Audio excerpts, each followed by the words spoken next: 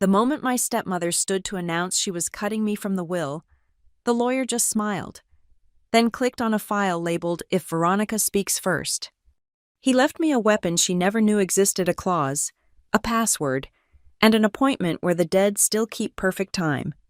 Tonight, my father's honor, our family fortune, and her freedom would be decided in a dark, wood-paneled room where every word leaves legal fingerprints. My name is Nora Bennett, and I've spent the last 15 years watching my stepmother erase me from my father's life, one calculated move at a time.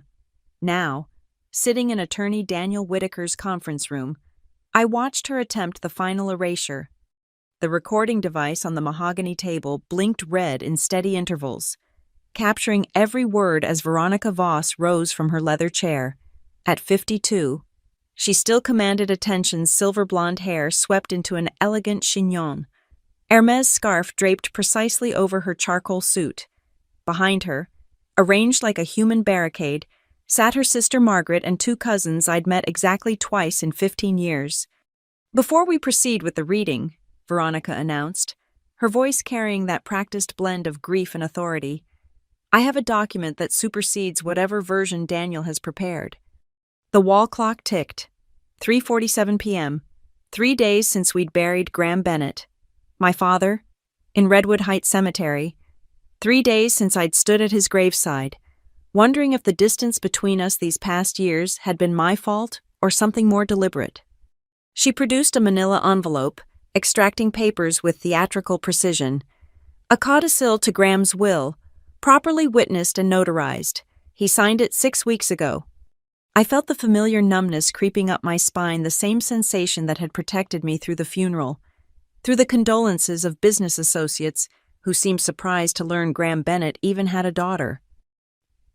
"The codicil is quite clear," Veronica continued, addressing the room as if conducting a board meeting at Harborline Dynamics, where I'd climbed to head of brand operations without ever mentioning whose daughter I was. Given Nora's extended absence from Graham's life, her lack of involvement in his care during his illness, and her failure to maintain meaningful contact, Graham chose to redirect her portion of the estate. Extended absence, lack of involvement. The words hung in the climate-controlled air like accusations. I wanted to tell her about the 73 unreturned calls, the birthday cards that mysteriously never reached him, the Thanksgiving dinners where my invitation somehow got lost, the hospital visits where I was told he was sleeping, only to learn later he'd been asking for me. But I remained silent, studying Daniel Whitaker's expression. The 60-year-old attorney sat with his fingers steepled, gray eyes revealing nothing behind wire-rimmed glasses. He'd been my father's lawyer for 30 years, had drafted the incorporation papers for Bennett Development Group, had been at my mother's funeral when I was 7. "The amendments are extensive," Veronica said, sliding the papers across the table to Daniel.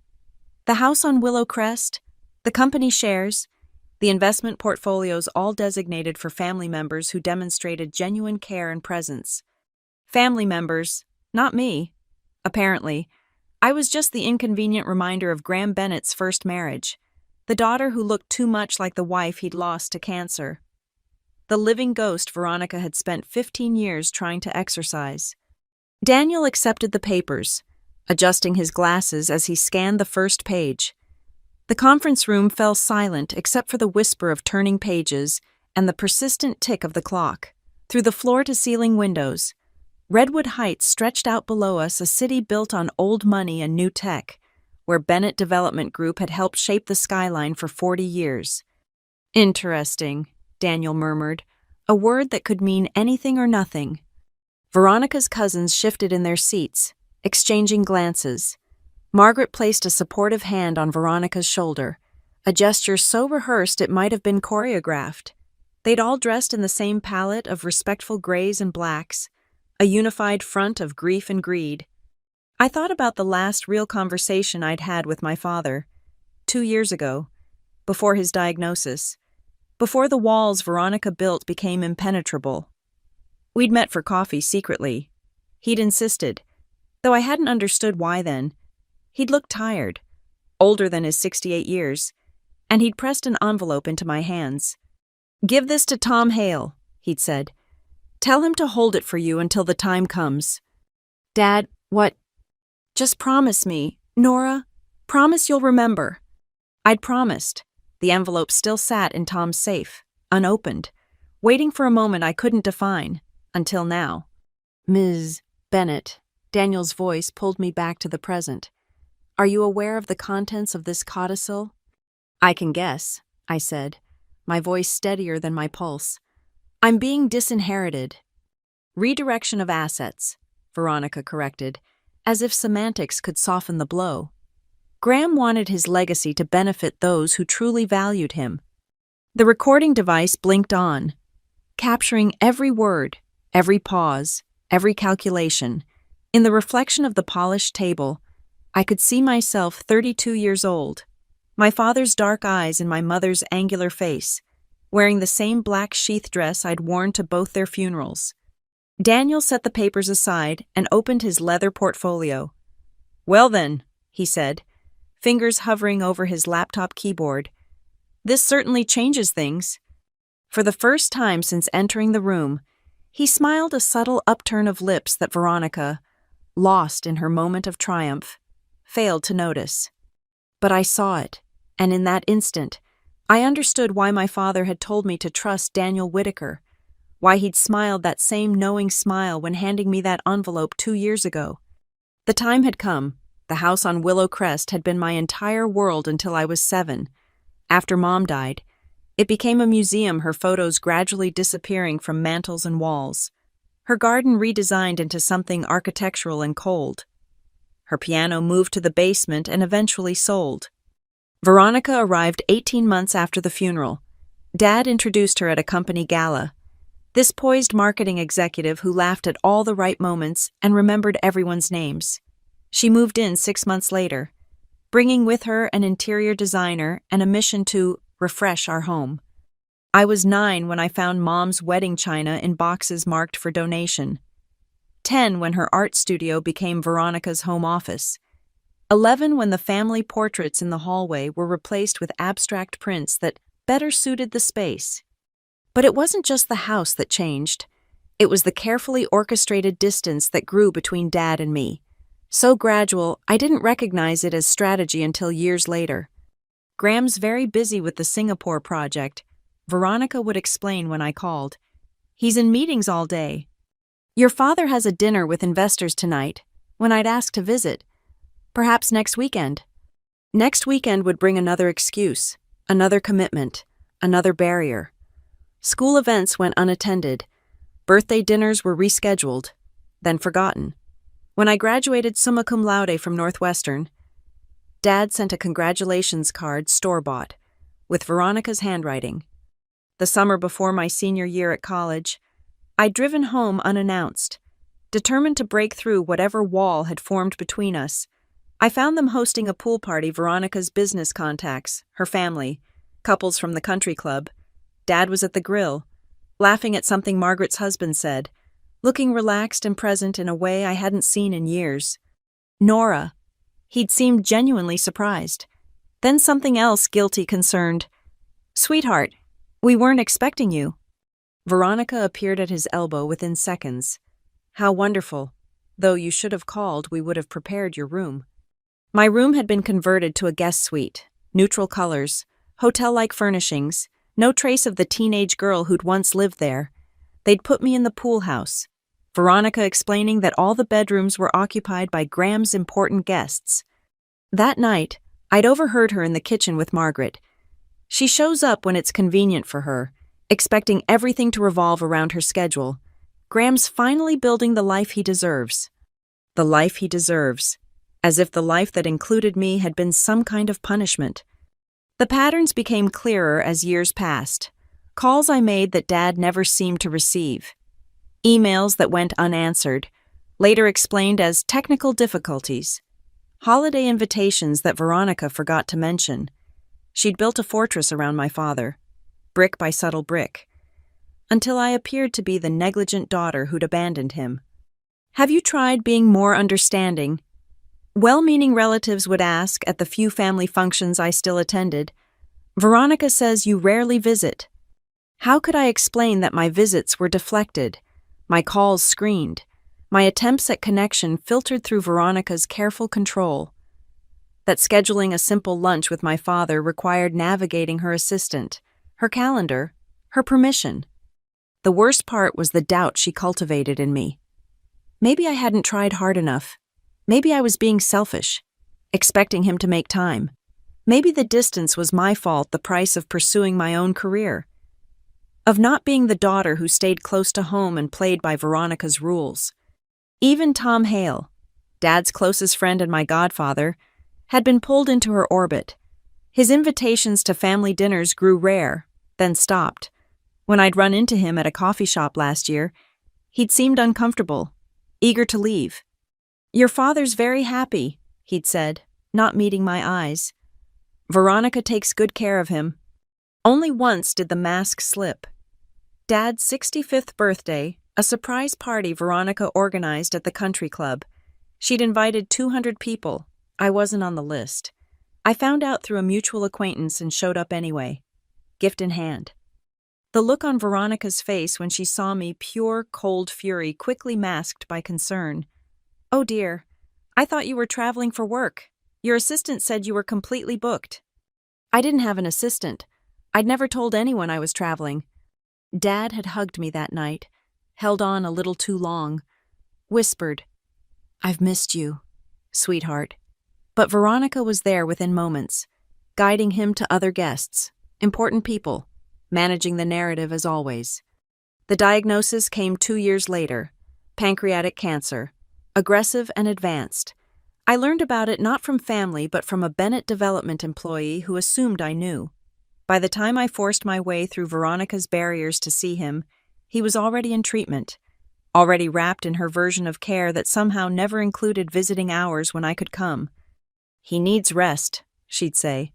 "The doctors are very strict about limiting visitors. He had a bad night, perhaps tomorrow. The new medication makes him confused. It would upset him to see you like this." I saw him 4 times during his 8-month battle. 4 times. While Veronica's family maintained constant vigil, taking photos for social media that showed their devotion, their sacrifice, their love for a man they'd known for 15 years while his daughter remained inexplicably absent. Now, sitting in this conference room, watching Veronica orchestrate her final move, I understood the completeness of her victory. She hadn't just stolen my father, she'd made me complicit in my own erasure, turned my love into abandonment, my presence into absence. But there was still that envelope with Tom Hale, still Daniel's knowing smile, still the recording device blinking red, capturing every word of Veronica's carefully rehearsed performance. My father might be gone, but perhaps he'd left me one last gift, the truth, and the means to finally expose it. The call from Tom Hale came at 6 a.m. the morning after the will reading. I'd spent the night in my downtown apartment, staring at the ceiling, replaying Veronica's performance and Daniel's cryptic smile. "Nora, it's time," Tom said without preamble. "Meet me at my office in an hour. Bring nobody. Trust nobody except Daniel." The drive to Tom's law firm took me through empty streets still dark with pre-dawn shadows. He was waiting in his private office, looking older than his 70 years, but sharp-eyed behind his exhaustion. "Your father knew," he said, pushing a sealed envelope across his desk. "He knew everything." My hands trembled as I broke the seal. Inside, 3 pages of my father's handwriting still strong despite his illness, still unmistakably his. "My dearest Nora, if you're reading this, then Veronica has made her move, and I am gone. Please forgive me for the years of distance, for the pain I allowed her to cause. I need you to understand I knew about the blocked calls, the deleted messages, the lies about your absence. I knew, and I let it happen. Not because I didn't love you, because I loved you too much to let her destroy you the way she was destroying me." The words blurred. I blinked hard, forced myself to continue. By the time I understood what Veronica truly was, she had already positioned herself too deeply into my life, my business, my finances. She had evidence of irregularities in the company things done years ago.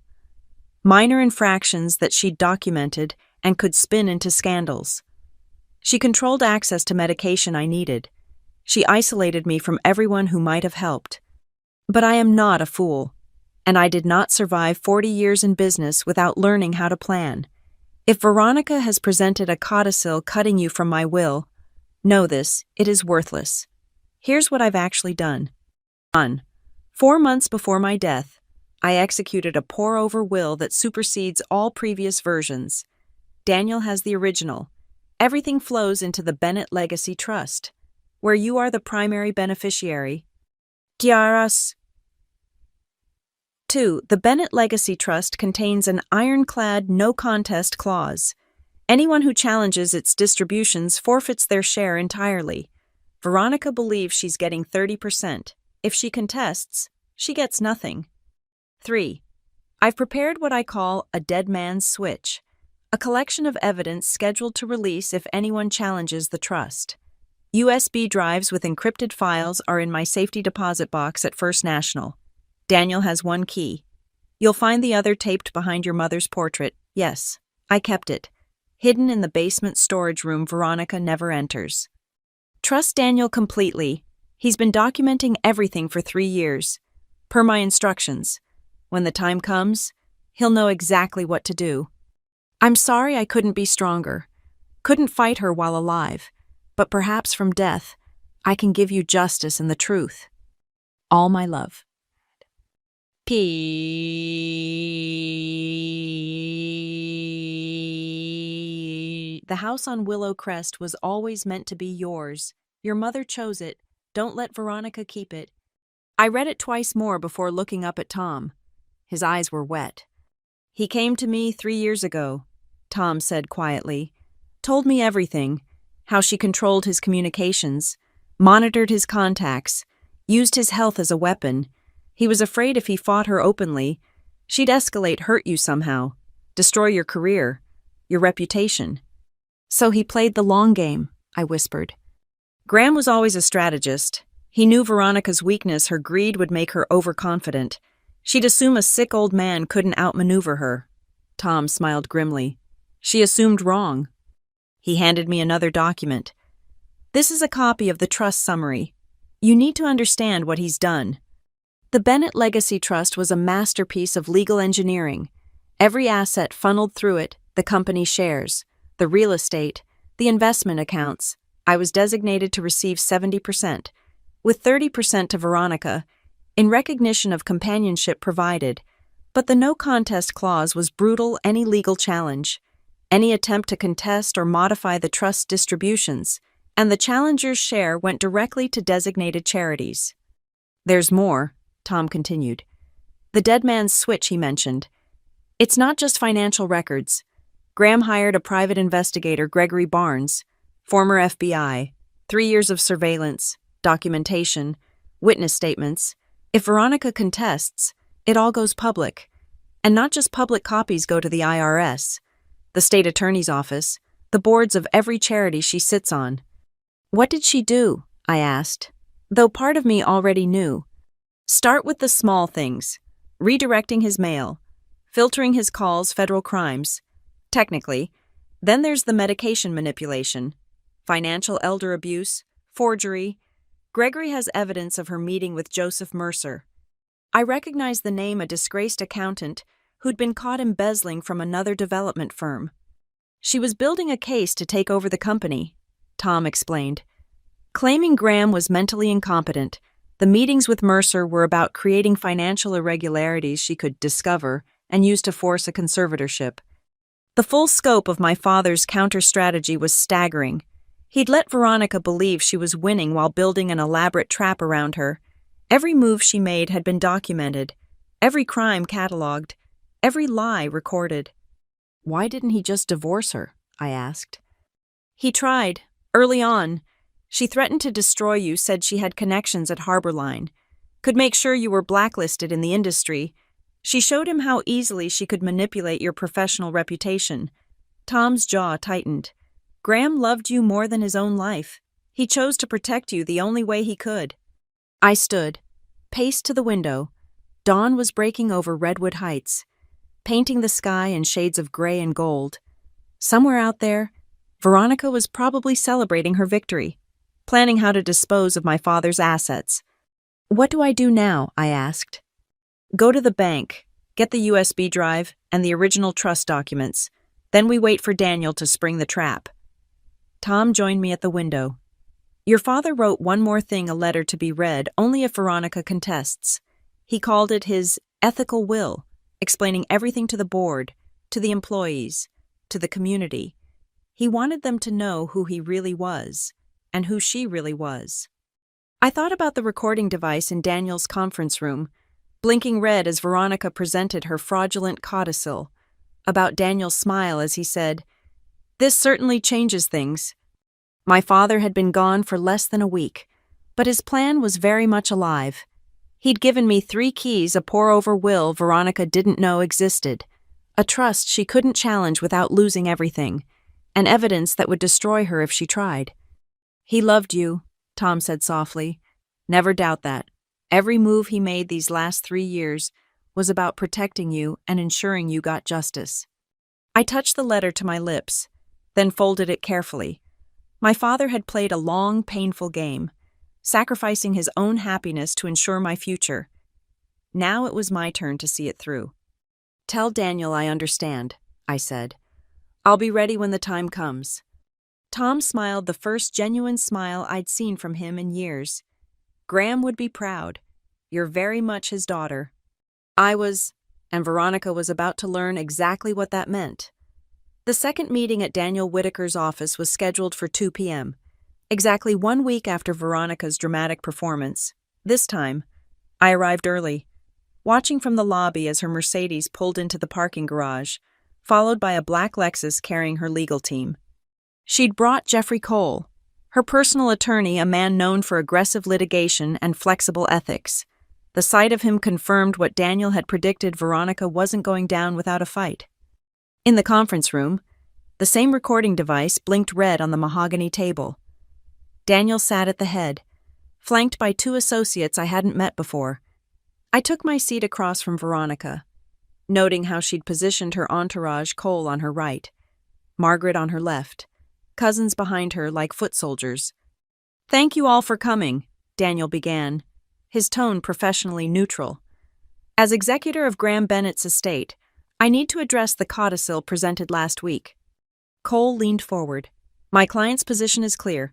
The codicil is valid and supersedes any previous arrangements." Daniel nodded slowly, pulling out a manila folder. "I've had our forensic document examiner review the codicil. There are some interesting findings." He slid a report across the table. I caught Veronica's micro-expression, a flicker of uncertainty quickly suppressed. "First," Daniel continued, "the signature date. According to this codicil, Graham signed it on March 15th.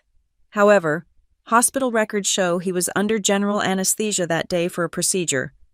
Rather difficult to sign legal documents while unconscious." Cole's face reddened. "There must be a clerical error." "Perhaps, but there's also the matter of the notary seal." Daniel produced a magnified image. "The notary public listed Sandra Williams. Her commission expired in January, 2 months before this was allegedly notarized." Veronica's composed mask began to crack. "These are technicalities. There's more." Daniel was relentless, professional. "The codicil references the Bennett estate property at 42 Riverside Drive. Graham sold that property in 2019, rather odd to bequeath something he no longer owned." "Most interesting," Daniel continued, pulling out another document, "is the forensic analysis of the paper and ink, the watermark on this paper. It's from a batch manufactured in April after Graham's death." The room fell silent. Cole shuffled through papers, searching for a defense that didn't exist. "But let's set aside these discrepancies," Daniel said smoothly. "The real issue is that this codicil, even if it were genuine, would be irrelevant. Graham executed a new will on January 10th, properly witnessed by myself and 2 associates, video recorded, and filed with the court." He opened his laptop, fingers flying across the keyboard. "Before we proceed to the actual will reading, there's a scheduled item Graham insisted upon. He called it his contingency protocol. If anyone presented a competing claim to his estate, which Ms. Voss has done, we're instructed to play recording number 14. Veronica straightened. This is ridiculous theatrical. Daniel clicked play. Veronica's voice filled the room, crystal clear. Jeffrey, I need you to draft something ironclad. If the old man doesn't sign it voluntarily, we'll need to be creative. Cole's response. Veronica, I have to advise. I don't pay you for advisories. I pay you for results. That little bitch isn't getting a penny of Graham's money. I've worked too hard, put up with too much. Delete this call from your records. Daniel paused the recording. There are 47 more files. Would you like me to continue? Margaret had gone pale. The cousins exchanged panicked looks. Cole was frantically texting someone. Those recordings were obtained illegally, Veronica managed, her voice strained. Actually, they weren't, Daniel replied. Graham recorded them himself, in his own home, during conversations where he was a participant. Perfectly legal in North Midlands. He was quite thorough 3 years of documentation. He pulled out another folder. We also have email metadata showing systematic interference with Nora's communications, deleted voicemails. We have the carrier logs, intercepted letters.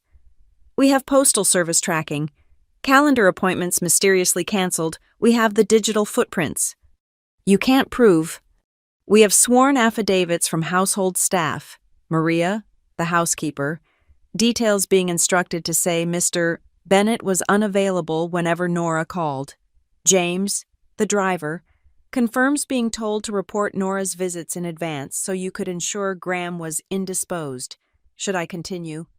I watched Veronica's world crumble in real time. Each revelation stripped away another layer of her carefully constructed facade until only the truth remained ugly, grasping, exposed.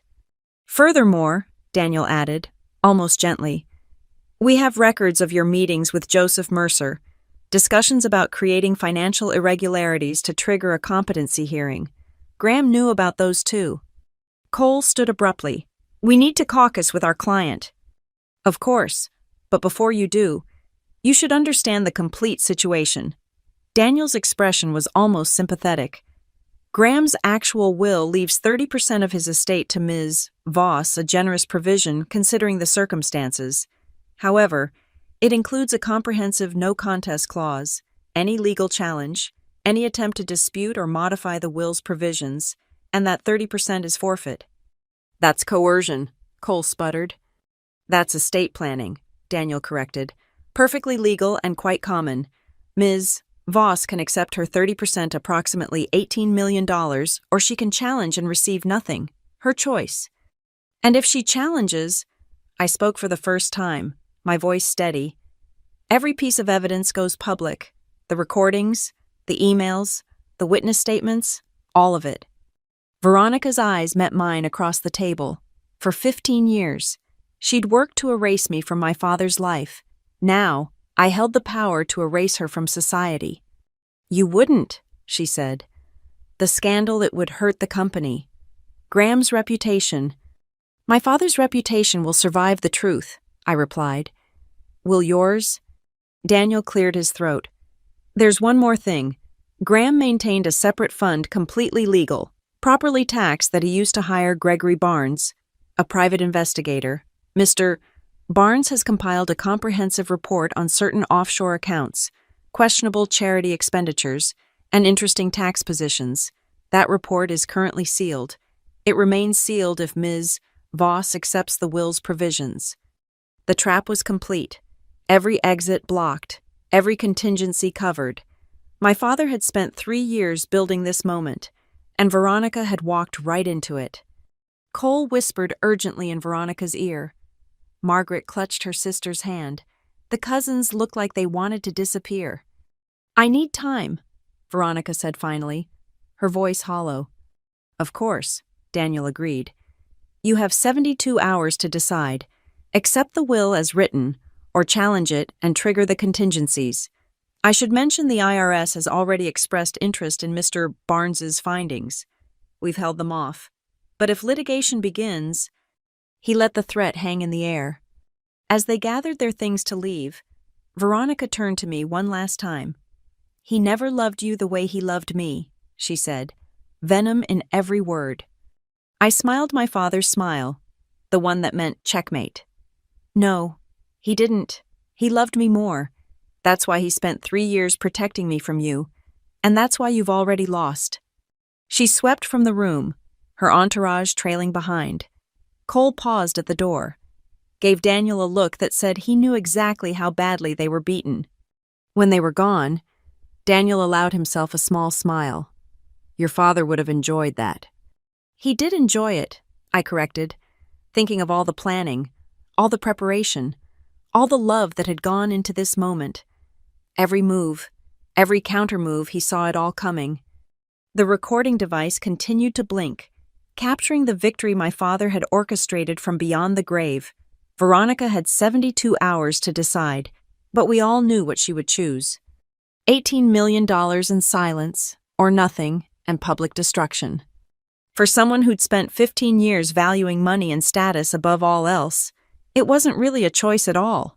Daniel's fingers hovered over his laptop keyboard as we waited for the others to settle. The conference room felt smaller with Veronica's legal team trying to regroup, their earlier confidence evaporating like morning dew under an unforgiving sun.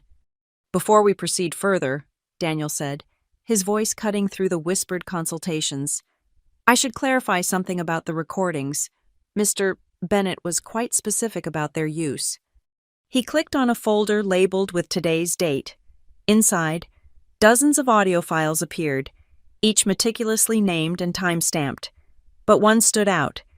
"If Veronica speaks first, play immediately." Graham anticipated various scenarios, Daniel continued. He created specific protocols for each. When Ms. Voss stood up last week to present her codicil before I could begin the official reading, she triggered this particular contingency. Cole's face darkened. "You're saying this was a trap?" "I'm saying Graham Bennett knew his wife very well." Daniel's tone remained professionally neutral. He predicted she would try to seize control of the narrative. "The file we're about to play was recorded 14 months ago, during a conversation Ms. Voss believed was private." He clicked play. The audio was pristine. Graham had spared no expense on surveillance equipment. Veronica's voice filled the room, sharp and clear. "The key is timing. Jeffrey, if we move too early, he might recover and change everything. Too late, and that girl could manipulate him in his final moments. We need him coherent enough to sign, but weak enough not to fight." Jeffrey Cole's recorded voice responded, "The medications could help with that. Dr. Morrison says adjusting the doses. I don't need details, just results. I've spent 15 years building this life, keeping that girl at arm's length. I'm not letting Graham's guilt undo everything now." "What about the household staff they might notice?" "I've already handled them. Maria knows her immigration status depends on her discretion. James needs this job for his daughter's medical bills. They see what I tell them to see." Daniel paused the recording. In the present, Cole had gone ashen. Margaret was pulling away from her sister as if Veronica had become radioactive. "Should I continue?" Daniel asked. "There's a particularly interesting section about accessing Graham's email to delete messages from Nora." "Enough!" Veronica snapped, but her voice cracked. "You've made your point." "Have I?" Daniel pulled up another file. "This one's from 6 months ago. You're discussing Graham's will with someone named Patricia Morse. Should I refresh your memory about who she is?" I watched Veronica's face cycle through calculations. Patricia Morse was a disbarred attorney who'd been caught forging estate documents. The implications were clear. "Play it," I said quietly. Daniel obliged. This time, Veronica sounded frustrated. "Patricia, I need something that will hold up to scrutiny, not like the last one. The last one was perfect until that judge got suspicious. This time, we'll use the notary I suggested. She owes me. I don't care who owes who. I care about results. Graham's getting sentimental, talking about making things right with Nora. If he changes the will now, he won't get the chance, not if we move fast. I can have documents ready by next week." Daniel stopped the recording. Patricia Morse was arrested last month for fraud. She's been quite cooperative with authorities. Her testimony about your meetings is comprehensive. The room felt airless. Cole was no longer even pretending to defend his client. He sat slumped in his chair, probably calculating how quickly he could distance himself from this disaster. There's more, of course, Daniel continued, scrolling through files. Recordings of Ms. Voss instructing staff to lie about Graham's availability, conversations about monitoring his communications, discussions about isolating him from friends and family. He pulled up a spreadsheet. Graham also documented every instance, date, time, what was said, who was involved, 3 years of meticulous records. He called it his insurance policy. Why? Veronica's question came out as a whisper. Why did he stay if he knew? Daniel's expression softened slightly. He explained that in a video message. Would you like to see it? Before anyone could object, he opened another file. My father's face appeared on the screen, gaunt from illness, but eyes still sharp. The date stamp showed 3 months before his death. If you're watching this, Veronica, my father's recorded voice said, then you've done exactly what I expected. You've tried to steal from my daughter. Veronica flinched as if slapped. I stayed because leaving would have meant war. You made that clear enough with your threats about Nora's career, your connections, your ability to destroy what I loved most. So I stayed, and I documented everything, every lie, every manipulation, every crime. His image leaned forward slightly. You thought you were controlling me, but I was building a case. You thought you were isolating me, but I was protecting Nora. You thought my illness made me weak, but it just made me determined. Turn it off, Veronica pleaded. Let him finish, I said. I know you'll contest whatever will I leave, my father continued. It's your nature you can't help but grab for more, so I've made it simple. Accept what I've given you more than you deserve or lose everything. The choice is yours. But know this, I've already won. My daughter is safe. My legacy is secure, and your true nature is about to be exposed. The video ended. Silence descended like a heavy curtain. Daniel cleared his throat. The If Veronica Speaks First protocol includes 147 audio files, 89 video recordings, 312 documented incidents, and corroborating evidence for each. If Ms. Voss proceeds with any legal challenge, all of this becomes part of the public record. He turned his laptop toward Veronica. This is a preview of the press release Graham prepared. It includes links to a website containing all non-privileged evidence. The domain is already registered. The site built and ready, 1 click, and it goes live. I read the headline over Veronica's shoulder. Bennett Development founder documents years of elder abuse, a final testament to truth. You're bluffing, Veronica said weakly. Graham Bennett never bluffed, Daniel replied. He prepared for every contingency, including this one. He pulled out a tablet, showing a timer counting down. The website is set to go live automatically in 71 hours and 43 minutes. I can stop it with a code. A code I'll enter only when Ms. Voss signs acceptance of the will as written. This is extortion, Cole finally managed. This is consequence, I corrected. 15 years of consequences, delivered all at once. Margaret stood abruptly. Veronica, take the money. Take it and run. Shut up, Veronica snarled. But the fight was leaving her. She looked older suddenly, the careful polish cracking to reveal something desperate underneath. 30% of Graham Bennett's estate is approximately $18 million, Daniel said. Enough for a comfortable life anywhere. The alternative is public humiliation, potential criminal charges, and financial ruin. As your attorney should have told you, no contest clauses are strictly enforced in North Midlands. Cole found his voice. We need to review everything, all the recordings, all the documentation. Of course, Daniel smiled. I've prepared copies, all 47 hours of audio, 16 hours of video, and roughly 3,000 pages of documentation. Should keep you busy for the next 71 hours. He slid a hard drive across the table. Take your time, but remember the clock is ticking. As Veronica reached for the drive with shaking hands, I saw the exact moment she understood. My father hadn't just prepared for this. He'd orchestrated it. Every move she'd made, every scheme she'd hatched, had been anticipated and countered before she even thought of it. "He played me," she whispered. "No," I said, speaking directly to her for the last time. "You played yourself. He just made sure there would be consequences." Daniel stood, signaling the meeting's end. 71 hours, Ms. Voss. The choice is yours." As they filed out, Veronica broken, Cole calculating, Margaret disgusted. I remained seated, staring at the frozen image of my father on the screen. "He really thought of everything," I said softly. "Everything and more," Daniel confirmed. "There are contingencies for the contingencies. Graham Bennett was the most thorough client I've ever had." The recording device continued its steady blink, capturing the moment when Veronica Voss learned that my father's greatest trick wasn't staying silent all those years. It was letting her believe she'd won, right up until the moment she lost everything. Daniel lifted a leather portfolio from his briefcase, extracting documents with the practiced efficiency of someone who'd rehearsed this moment.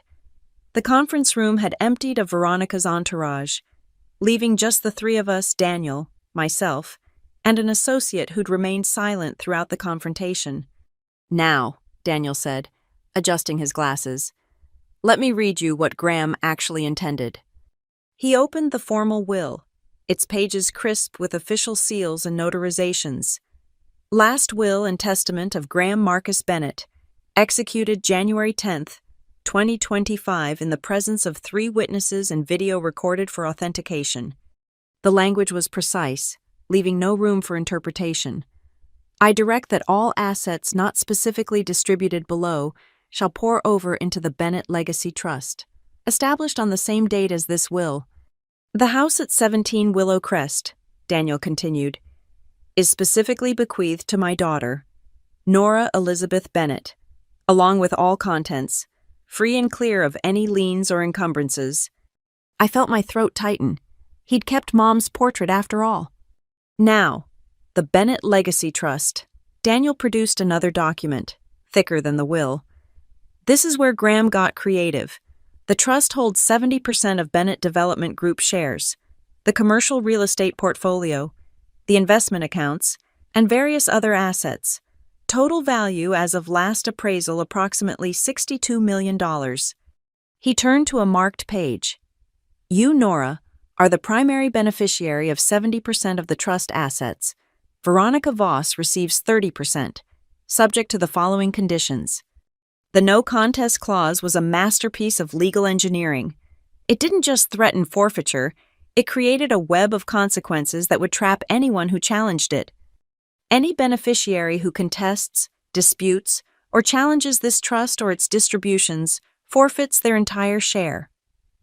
Daniel read, "But Graham went further. Upon such challenge, the forfeited share doesn't revert to the estate. It transfers immediately to the Bennett Foundation for Childhood Cancer Research, my mother's charity, the one she'd established before her death. Furthermore," Daniel continued, "any such challenge triggers the release of all documentation collected regarding the challenger's conduct during Graham Bennett's lifetime. This documentation shall be provided to relevant authorities, media outlets, and professional organizations." "He weaponized charity," I murmured, almost admiring the elegance. "There's more. The trust includes specific provisions about the evidence collected. Graham established what he called the Sunshine Protocol. If anyone challenges the trust, all evidence becomes public domain available to journalists, prosecutors, anyone who wants it. But if the trust distributions are accepted, the evidence remains sealed forever." Daniel flipped to another section. Graham also included a fascinating provision about timing. Veronica's 30% vests over 5 years, but only if she maintains appropriate distance from trust operations and beneficiaries.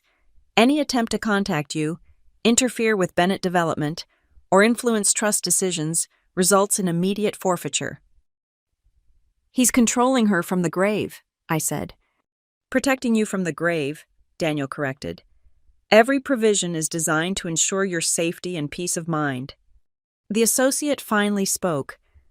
There's also the matter of the secondary evidence cache. Mr. Bennett established a separate documentation repository with instructions for release upon specific triggers, not just legal challenges, but any attempts at harassment, defamation, or interference with Ms. Bennett's life or career. Daniel nodded. Gregory Barnes maintains copies of everything. He's been retained by the trust for ongoing monitoring. If Veronica tries anything spreading rumors, influencing your professional contacts, even indirect harassment, Gregory activates the protocol. I studied the trust documents, seeing my father's strategic mind in every clause. He'd thought through scenarios I hadn't even imagined, created protections for threats that might not emerge for years. What about the company, I asked. 70% gives me control, but complete control, Daniel confirmed. Graham structured the share classifications carefully. Your 70% carries enhanced voting rights effectively, 85% of voting power. Veronica's shares are non-voting preferred stock. She gets dividends but no say in operations. She'll hate that. She'll hate everything about this trust, but she'll take it because the alternative is catastrophic. Daniel pulled out another document. This is a summary of what Gregory Barnes compiled.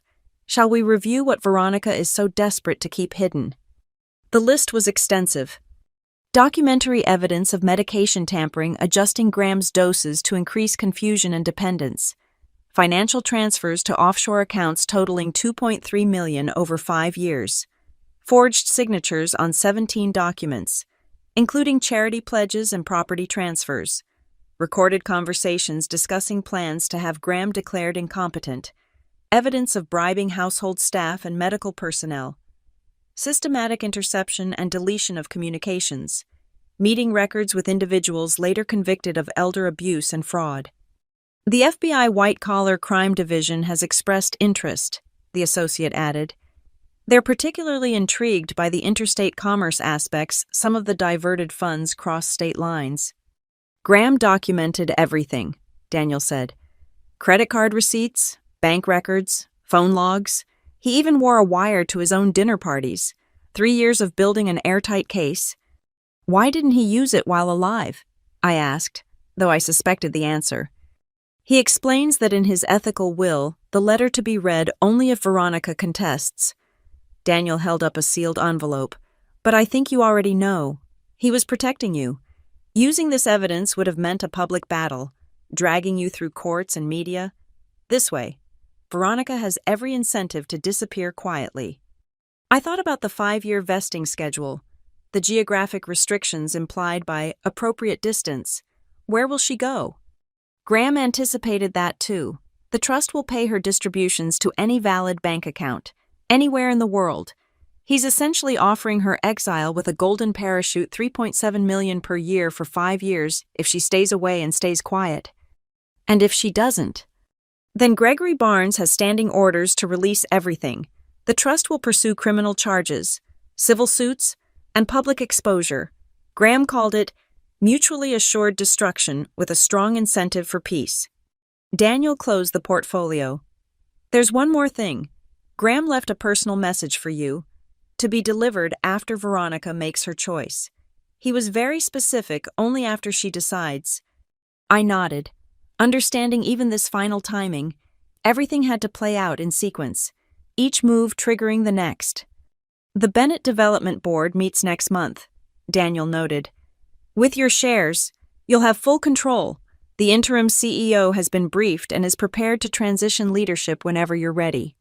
Ready? Was anyone ever ready to step into their father's shoes? But I thought about the company he'd built, the legacy he'd protected, the lengths he'd gone to ensure I could claim it safely. Veronica has 67 hours left, Daniel said, glancing at his watch. Based on the panicked calls from Jeffrey Cole's office, I suspect she'll make her decision much sooner. No legitimate attorney will advise her to challenge this trust. And then you begin. The house is yours immediately. We can arrange key transfer tomorrow. The company transitions at your pace. The trust ensures you have resources and protection. Your father made sure of that. As we gathered the documents, I felt the weight of what my father had done. He'd spent his final years as a prisoner in his own life, but he'd used that time to build an unbreakable fortress around my future. Every humiliation he'd endured, every isolation he'd suffered, had been transformed into another brick in the wall protecting me. "He won," I said softly. "Graham Bennett always played the long game," Daniel agreed. "And he never lost when it really mattered." The recording device clicked off, having captured the reading of a will that was less about distributing assets and more about delivering justice. Somewhere across town, Veronica was discovering that my father's greatest gift to me wasn't money or property. It was freedom from her influence, her manipulation, her very presence. He'd given me back the life she'd tried to steal, wrapped in legal provisions so tight she couldn't touch it without destroying herself. The trust was named perfectly the Bennett legacy, not just wealth, but wisdom, not just assets, but assurance. My father's final move in a game 15 years in the making. Checkmate. Gregory Barnes looked exactly like what he was, former FBI, now private investigator, with gray eyes that missed nothing and hands that never stopped moving, constantly organizing the evidence spread across Daniel's conference table. "Your father hired me 3 years ago," Gregory began, his voice carrying the measured cadence of someone used to testifying. "He said he needed everything documented, legally obtained, and bulletproof.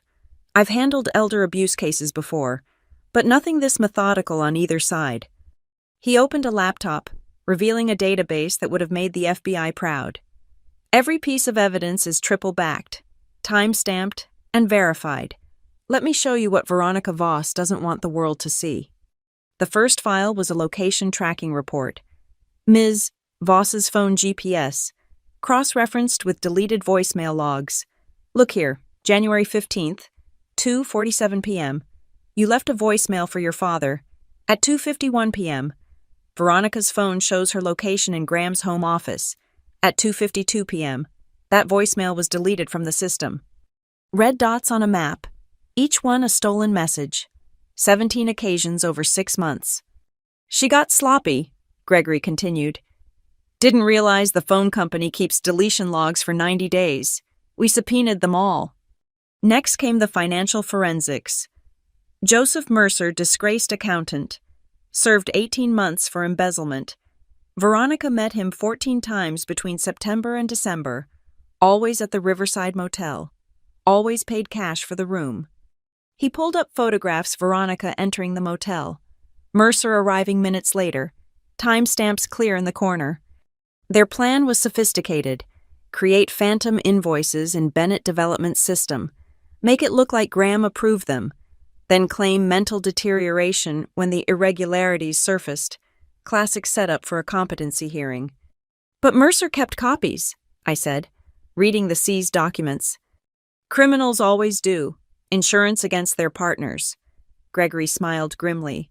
"When he was arrested in January, he rolled immediately, full cooperation, documented everything." The evidence kept coming. Email headers showing forwarding rules. Veronica had set up on Graham's account, routing his messages to her first, letting her screen everything. Security footage from the house showing her entering his office at night, accessing his computer. Bank records revealing transfers to an account in the Caymans. Small enough to avoid automatic reporting but steady over years. "This is my favorite," Gregory said, pulling up an audio file. "Graham started wearing a recording device to family dinners. Listen to this." Veronica's voice, wine-slurred but clear. "The old fool actually thinks Nora cares about him. She hasn't visited in months because I make sure she can't. Every call blocked, every letter intercepted.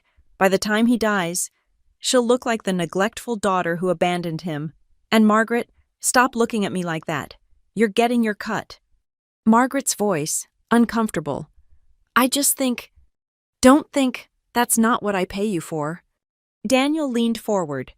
"That recording alone establishes conspiracy. Margaret's testimony in exchange for immunity would be devastating."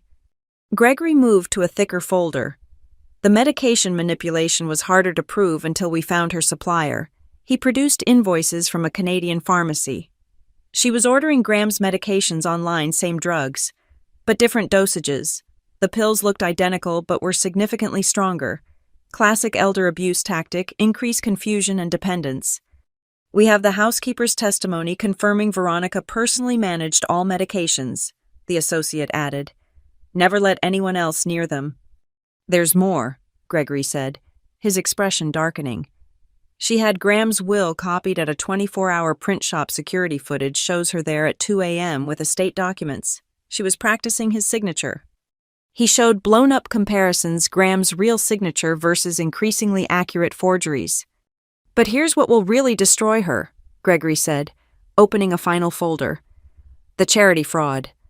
My stomach dropped. What charity fraud? The Bennett Foundation for Childhood Cancer Research. Your mother's charity. Gregory's voice gentled. Veronica was on the board, had signing authority, over 5 years. She redirected almost $400,000 in donations, small amounts, disguised as administrative expenses, consulting fees, vendor payments, all to companies that traced back to her. She stole from my mother's charity. Every penny documented. The foundation's audit trail is impeccable. Your father made sure of that after Veronica got involved. Gregory showed spreadsheets, canceled checks, wire transfer confirmations. This isn't just civil liability, this is federal wire fraud. Daniel cleared his throat. The U.S. Attorney's Office is very interested. Charity fraud, especially involving cancer research, tends to generate aggressive prosecution. I stared at the evidence, overwhelming in its scope and detail. Phone records, emails, financial transfers, recorded conversations, video surveillance, witness testimony, 3 years of my father building an airtight case while pretending to be a weak old man under her control. How, I asked, how did he manage all this while sick? Gregory smiled with genuine admiration. Graham Bennett was brilliant. He played helpless during the day, then worked with me at night, had a secure phone she didn't know about, a laptop hidden in the garage, meetings disguised as medical appointments. Even when the cancer got bad, he never stopped gathering evidence. He wore a wire to his own anniversary party, Daniel added. Recorded Veronica telling her sister about the insurance policy she was building, the forged codicil. Gregory pulled up one final document. This is the crown jewel, Graham's journal, updated daily for 3 years. His contemporaneous record of everything, dates, times, conversations, his state of mind, in his own handwriting, notarized weekly by Daniel. Any court would find it devastatingly credible. I picked up the journal, reading random entries. March 3rd, Veronica deleted 7 voicemails from Nora today. I heard them first on my hidden phone. My daughter loves me. She's never stopped trying. May 18th. Overhead V, telling Margaret that once I'm gone, she'll clean house at the company. She has a list of people to fire all my loyalists. August 22nd. Increased my medication again. Vision blurry, hands shaking. She says it's the cancer. It's not. December 1st. Nora came by. V sent her away. Told her I was sleeping. I was at the window. Saw my baby girl crying in her car. Soon. Sweetheart, Daddy's almost done building your fortress. The journal blurred through my tears. Everything is admissible, Daniel said quietly. Gregory maintained chain of custody, proper documentation. If Veronica challenges the will, this all becomes public record. The FBI gets copies. The IRS gets interested. The state attorney files charges. The media has a field day. And if she doesn't challenge, then it stays sealed forever.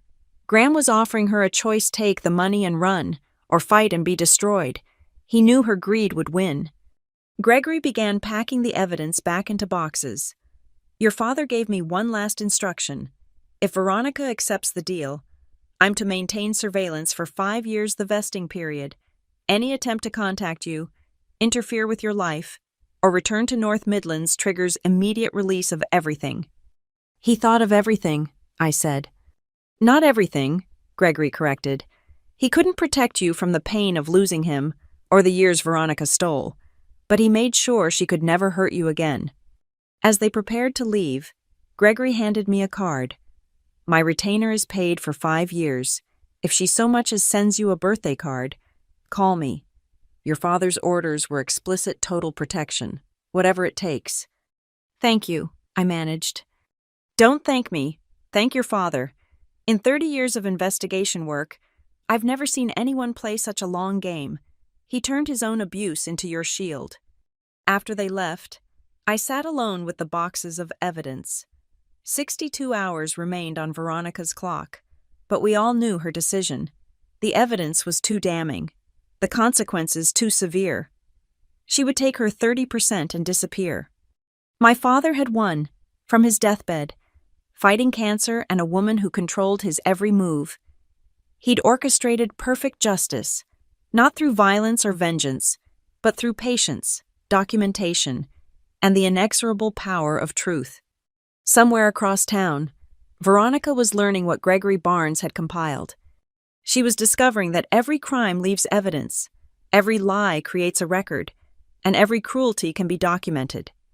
Most of all, she was learning that Graham Bennett's love for his daughter was stronger than her greed, smarter than her schemes, and more enduring than her control. The evidence would stay sealed my father's final mercy, unless she was foolish enough to fight. The call came at 10 a.m. the next morning. Jeffrey Cole, speaking in the clipped tones of a lawyer who knew he was holding a losing hand. My client wishes to discuss terms, he said without preamble. The terms are non-negotiable, Daniel replied, his voice carrying through the speakerphone. 30%, the no contest clause, and complete separation from Ms. Bennett and Bennett Development Group. Ms. Voss has a counter-proposal. Of course she did, even facing complete destruction. Veronica couldn't resist trying to negotiate. 2 hours later, we were back in the conference room. Veronica looked like she'd aged 5 years overnight. Her perfect composure cracked, designer suit wrinkled, hands trembling slightly as she clutched her Hermes bag. 40%, she said without greeting, and I keep the house on Willow Crest. No, I said simply. That house was my home for 15 years. That house was my mother's. She chose it, decorated it, raised me in it. You were a guest who overstayed her welcome. Veronica's jaw tightened. 35%, and one of the commercial properties, the Riverside Complex. 30%, Daniel repeated. As specified in the trust, no amendments, no negotiations. This is robbery, Margaret interjected, apparently still supporting her sister despite everything. 15 years of marriage. 15 years of elder abuse, I corrected. Would you prefer we discuss the recordings where you acknowledge being paid for your cooperation? Margaret fell silent. Cole tried a different approach.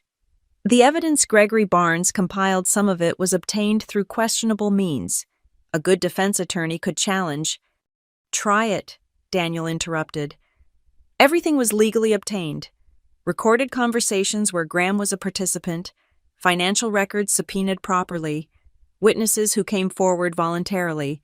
Would you like to test it in court? The air in the room felt pressurized, like before a storm. Veronica's carefully constructed world was collapsing, and she was scrambling for any handhold. I could go to the media myself, she said desperately. Tell them how I was manipulated, taken advantage of by a sick old man. Who would believe you? I asked. The woman caught on tape discussing medication tampering stealing from a cancer charity. The evidence tells a very different story. Daniel pulled out a tablet. Speaking of stories, shall we review what happens if you refuse our terms? Gregory Barnes has prepared a comprehensive package for the media. The headline reads, Trophy Wife's Systematic Abuse of Dying Millionaire, a 3-year investigation. Catchy, don't you think?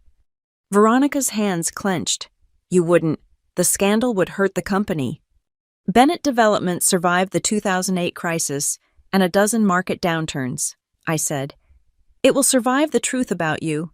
In fact, showing how my father protected the company even while dying might actually improve our reputation. 53 hours remain, Daniel noted. Every moment you waste arguing reduces your options. Accept the 30%, sign the agreements, and leave with some dignity, or fight and lose everything. Cole whispered urgently in Veronica's ear. She shook her head, whispered back. The negotiation between lawyer and client played out in hisses and sharp gestures. Finally, Cole straightened.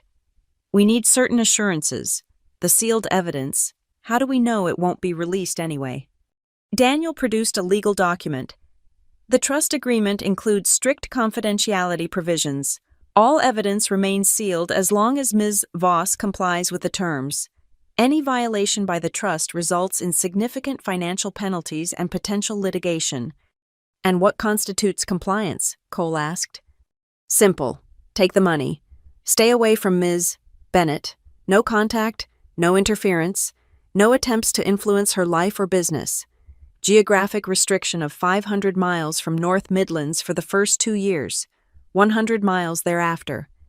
That's exile, Veronica spat. That's freedom, I corrected. Freedom from prosecution.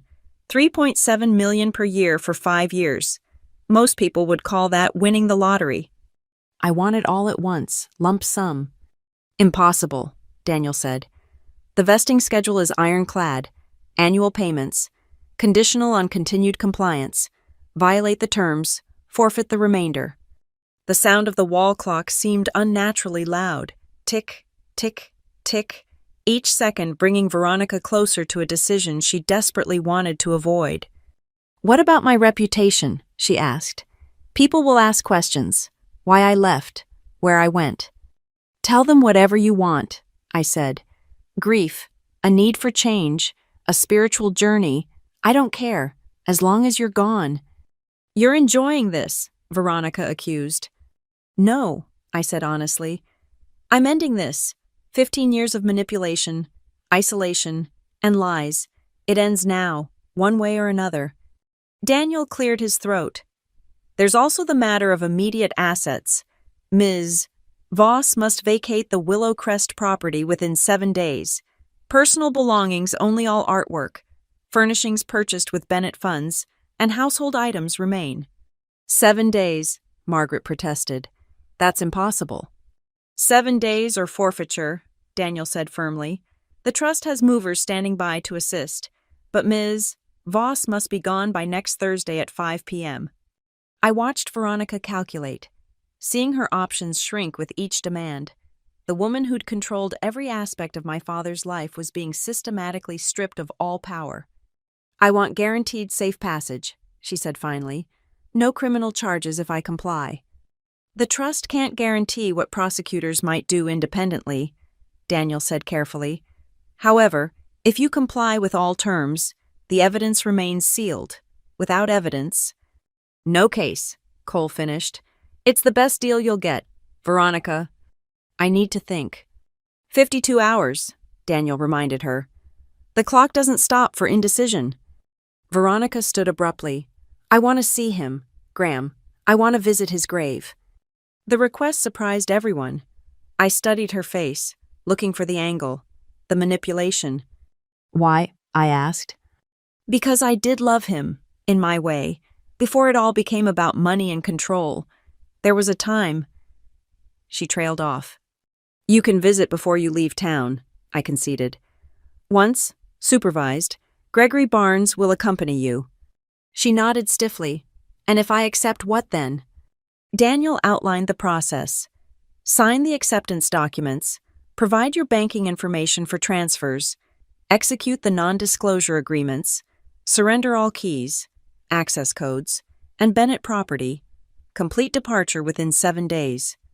Then you disappear, I added. Permanently, my father gave you a golden parachute. Veronica, use it wisely. Cole gathered his papers. We'll provide an answer within 48 hours. 24, Daniel countered. The trust needs time to process transfers if accepted. Unnecessary delays benefit no one. As they prepared to leave, Veronica turned back one last time. He never mentioned you without smiling. You know, even when I convinced him you'd abandoned him. Deep down, he never believed it. I held her gaze. I know. That's why he spent 3 years protecting me instead of fighting you. Every document Gregory collected, every recording he made, it was all for me, his real legacy. She left without another word, Margaret trailing behind, Cole already on his phone, presumably arranging emergency meetings. When they were gone, Daniel allowed himself a small smile. She'll take it. No competent attorney would advise otherwise. 24 hours, I repeated. Or less. Cole knows they're beaten. He's probably already drafting the acceptance. I thought about Veronica visiting my father's grave, looking for what absolution, a final goodbye to the man she'd controlled but never truly possessed. Make sure Gregory stays close during the grave visit, I said. Of course. Your father's instructions were clear. Supervised means supervised. 24 hours until Veronica decided between wealth and warfare. But we all knew her choice. Greed had driven every decision for 15 years. Now greed would drive her away, paid in installments, contingent on staying gone. My father's final manipulation, using Veronica's own nature against her. The conference room fell quiet, except for the persistent clock and the hum of fluorescent lights. Somewhere across town, Veronica was learning what my father had known all along. In the end, everyone chooses according to their nature. And Veronica's nature was to take the money and run. The acceptance came 18 hours later, delivered with all the enthusiasm of a surrender document. Cole's voice through Daniel's speakerphone was professionally neutral, but I could hear the defeat underneath. Ms. Voss accepts the terms as specified, he said. We'll need the formal documents prepared for signature. Already done, Daniel replied. Can you be here at 2 p.m.? A pause. Yes. The final meeting had the atmosphere of a funeral. Veronica entered flanked by Cole and Margaret.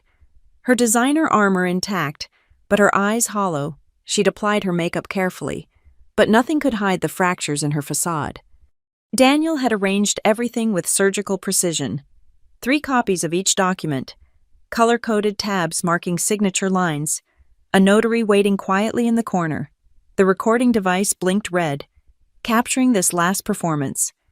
Before we proceed, Daniel said, there's one additional item, per Graham's instructions.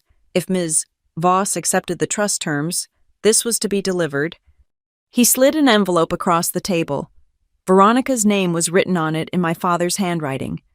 She stared at it like it might explode. What is this? I don't know, Daniel said honestly. Graham gave it to me 3 months ago with specific instructions, only to be delivered if you accepted without litigation. Veronica's hands shook as she opened it. I watched her face change as she read surprise, anger, then something that might have been regret. Read it aloud, I said. She looked up sharply. It's private.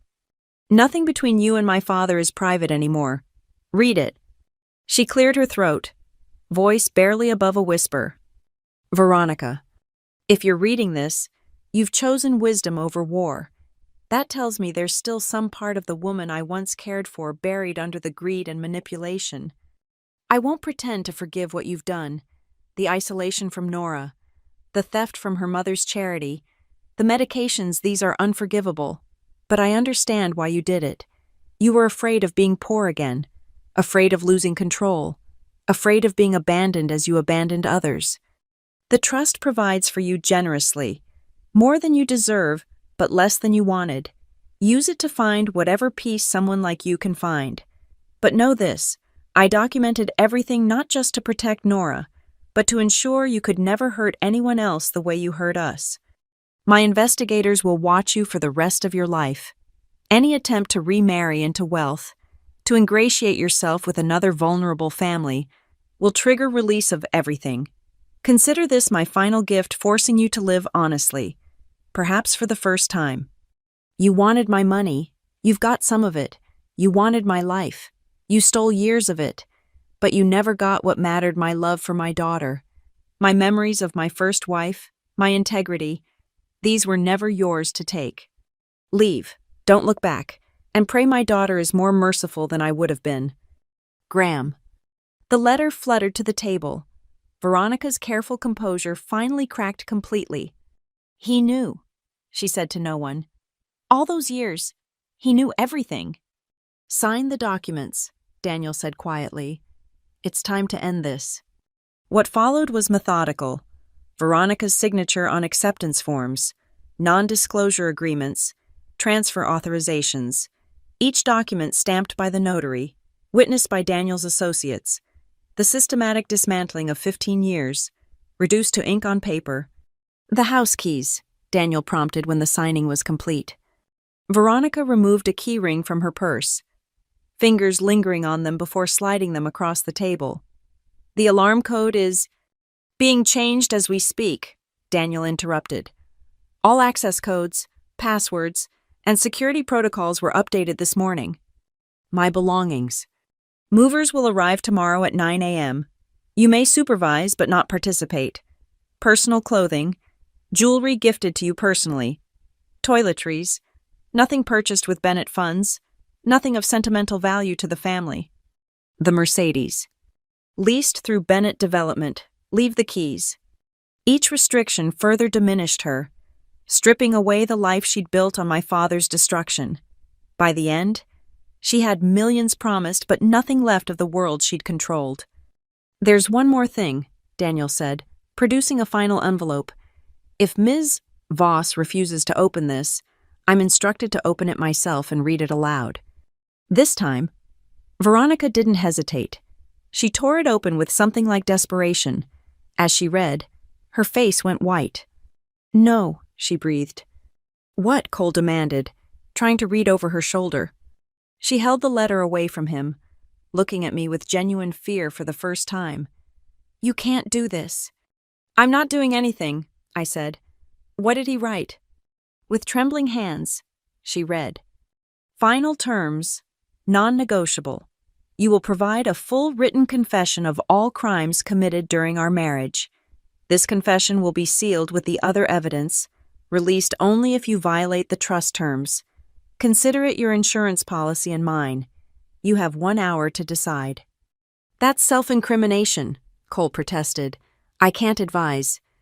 It's sealed unless she violates the terms, Daniel pointed out. If she honors the agreement, it never sees light. And if she doesn't provide it, then the acceptance is void, and we proceed to litigation with all evidence released immediately. The room fell silent except for the air conditioning's hum. Veronica sat frozen, calculating. A written confession would be damning if released, but refusing meant certain destruction now. He thought of everything, she whispered again. 1 hour, Daniel said, checking his watch. I have a legal pad and pen ready. What followed was excruciating. Veronica, prompted by Daniel's questions, wrote out a detailed confession, the medication tampering, the diverted charity funds, the isolation tactics, each crime catalogued in her own handwriting, her own words. Initial each page, Daniel instructed, full signature on the last page. When it was done, Veronica looked broken, 57 years old, wealthy by any standard, but utterly defeated. The confession went into a sealed envelope, added to the boxes of evidence that would shadow her forever. Is there anything else? She asked, voice barely audible. I stood, looking down at the woman who'd stolen 15 years from my father and me. Yes, get out of my city. Today, take Margaret, take your cousins, take whoever else was feeding off my father's life. Leave, and never come back. She rose unsteadily, Cole supporting her elbow. At the door, she turned back one last time. What if I'd refused everything fought you with everything I had? Then you'd have lost everything you have, I answered. My father knew you'd choose money over principle. You always did. They left in silence. Margaret cast one last venomous look, but even she seemed subdued by the completeness of their defeat. When they were gone, Daniel opened his desk drawer and pulled out a bottle of champagne. Graham left this, he said, with instructions to open it when Veronica signed. The cork popped, echoing in the empty conference room. We drank in silence, toasting a man who'd orchestrated his own justice from beyond the grave. There's still the matter of her visiting his grave, Daniel reminded me. Let her, I decided. Gregory will be there. Let her say goodbye to the man she thought she controlled. I gathered my copies of the signed documents, deeds to the house, corporate transfer papers, trust acceptances. Tomorrow, I would walk into my childhood home for the first time in years.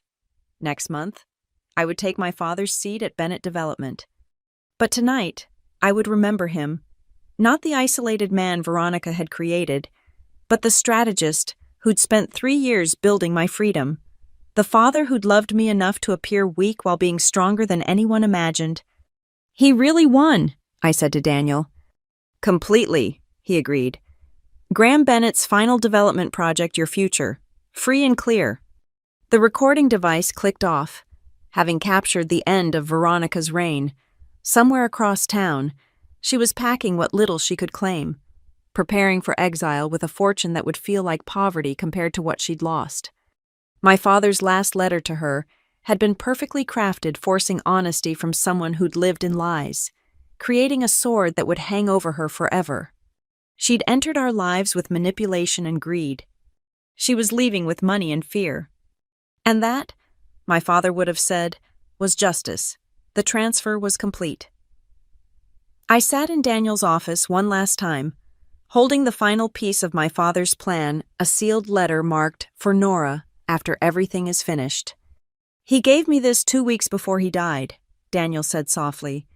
His hands were shaking, but he insisted on writing it himself. I opened it carefully, seeing his handwriting less steady than his earlier letters, but still unmistakably his.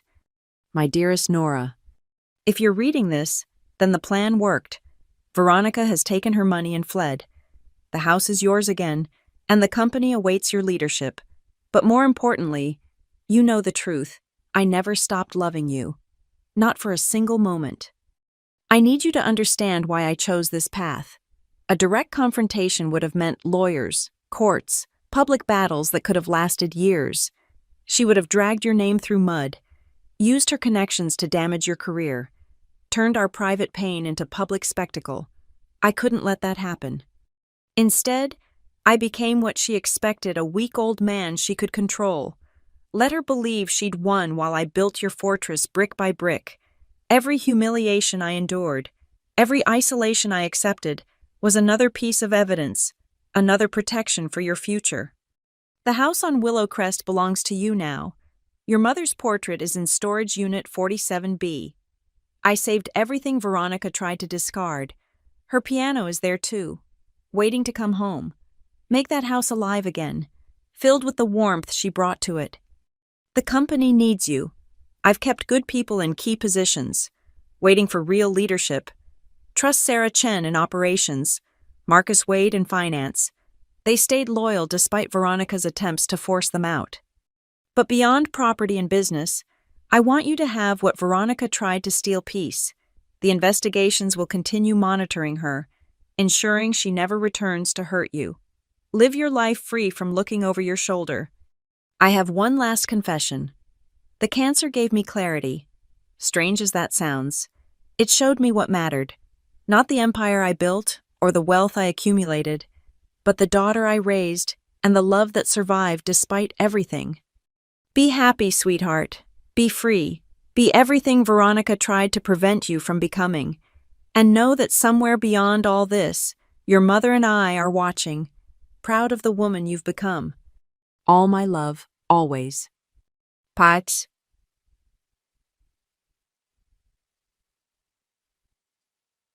Check the basement workshop. I left one more surprise. The tears came then. 15 years of grief and anger and love pouring out in Daniel's quiet office.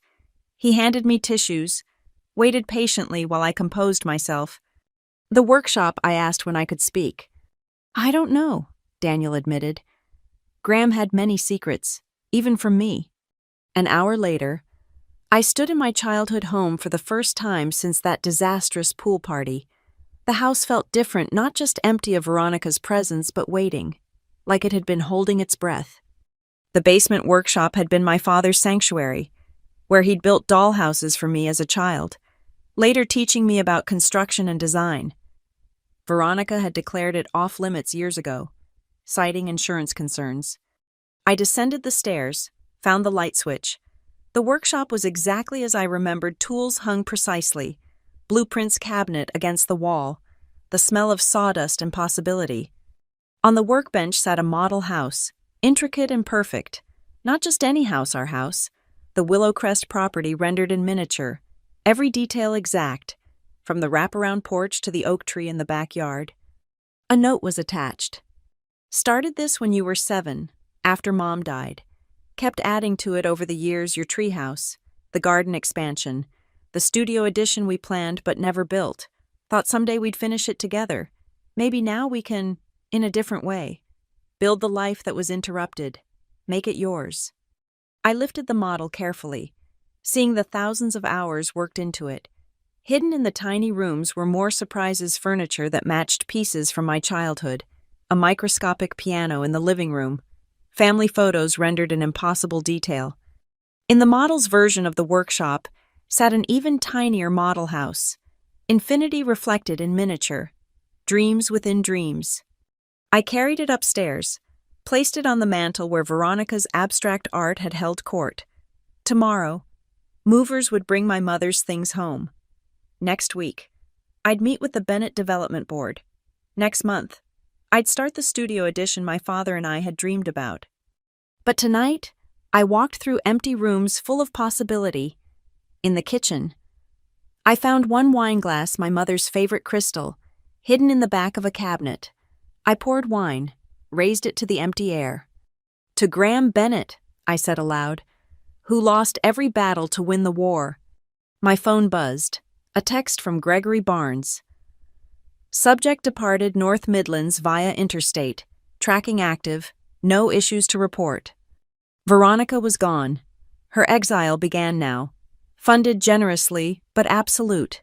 She'd have her millions, her distance, her life built on my father's final mercy, and hanging over her forever boxes of evidence, a written confession, the knowledge that one violation meant total destruction. I thought about her visiting his grave that morning, Gregory standing watch. What had she said to the stone that marked Graham Bennett? What final words passed between controller and controlled, manipulator and mastermind? It didn't matter. She was gone, and I was here. I climbed to my old room, found it stripped of personality but structurally unchanged. The window still looked out on the oak tree. The reading nook still caught afternoon light. Ghosts of posters remained on walls, shadows of the girl who'd lived here before Veronica's arrival. From here, I could see the city lights North Midlands spread below like a circuit board. Somewhere among those lights was Bennett Development, waiting for leadership. Somewhere was my apartment, soon to be vacated. Somewhere was the future my father had built with patience and pain. The will had been read, the trust was secure, the evidence was sealed. Veronica had her money and her banishment. The house was mine. The company was mine. The truth was mine. My father's final development project was complete. I pulled out my phone, opened my email, began typing. Tom.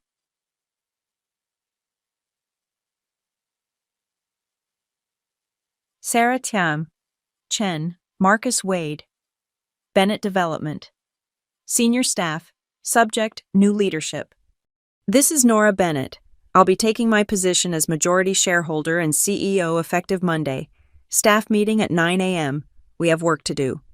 Send. Then another. Tom.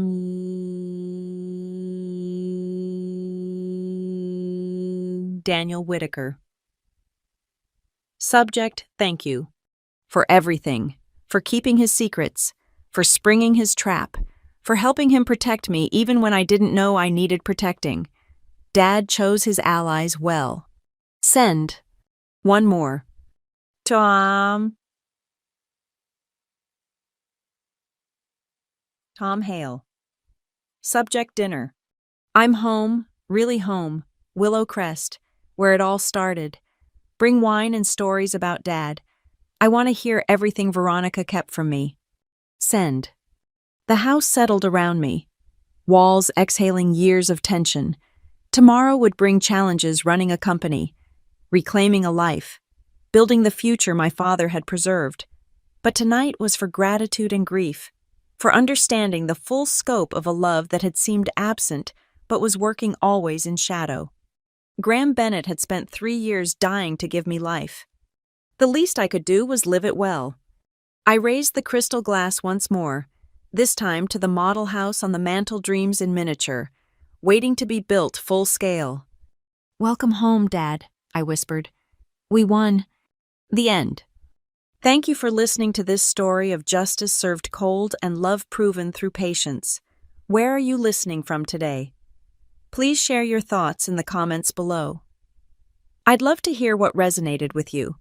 If this story moved you, please subscribe to the channel and hit the like button. And if you really want to help others discover this tale of a father's ultimate protection, please hit that hype button to boost this video's reach. Your support helps these stories find the audiences who need to hear them most.